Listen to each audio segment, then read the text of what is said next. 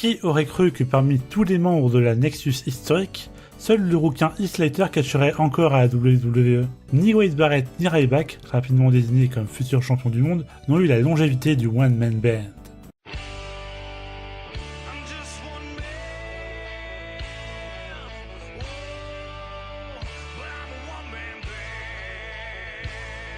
Et pourtant, avec son image de troisième roue du carrosse sans personnalité, on le voyait justement comme l'un des premiers à partir. Même sa présence au sein de l'horrible camp The Core était un mauvais présage. D'ailleurs, saviez-vous que dans Kayfabe, c'est à lui qu'on doit la foudre d'orthographe dans le nom du clan?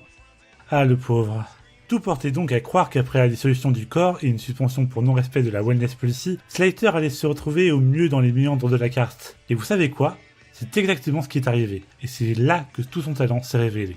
Car 9 mois plus tard, on lui confia une sympathique rivalité contre les légendes de la WWE qui culmina jusqu'à l'un des moments les plus satisfaisants du 1000e épisode de Raw. Durant ce programme, les fans de catch ont découvert un jobber certes heel, mais incroyablement attachant et doué pour mettre en valeur autrui. Cela n'a sûrement pas échappé aux officiels qui l'intégreront quelques mois plus tard au projet QMB, un job squad aussi atypique que mémorable. On pourrait même dire que l'implication et le don pour la comédie de Slater sont les deux facteurs qui ont permis au groupe de décoller. Quand Jinder Mahal et Drew McIntyre, ces deux comparses, furent virés, j'ai véritablement eu peur pour Slater. Une association réussie mais sous-estimée avec Titus O'Neil a suffi pour couper son élan.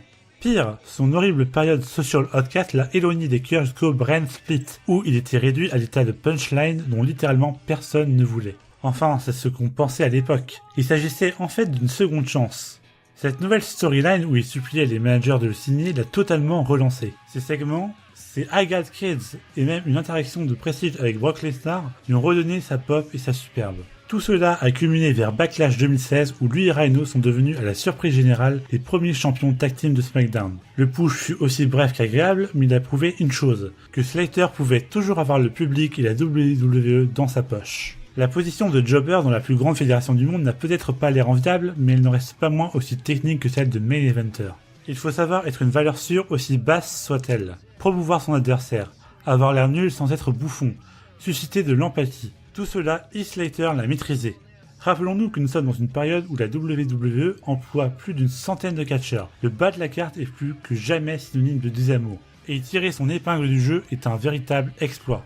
Sans être le catcheur le plus talentueux du roster, Slater reste l'un des seuls qui ont la défaite aussi agréable qu'une victoire. Il suffit de lui laisser quelques années et on le reconnaîtra sûrement comme l'un des meilleurs jobbers que la WWE n'ait jamais eu. Et ce n'est pas un honneur aussi amer qu'on ne le pense.